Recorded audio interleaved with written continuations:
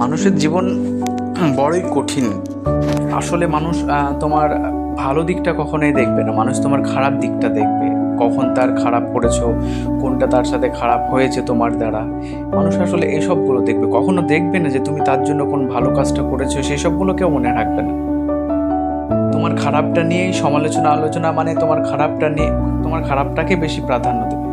অপরদিকে তোমার খারাপ সময়ে তুমি কিন্তু কাউকে পাশে পাবে না। তুমি অন্যের খারাপ সময়ে পাশে থাকবে, হেল্প করবে, সব কিছু হবে, কিন্তু তুমি তোমার খারাপ সময়ে কাউকে পাশে পাবে না।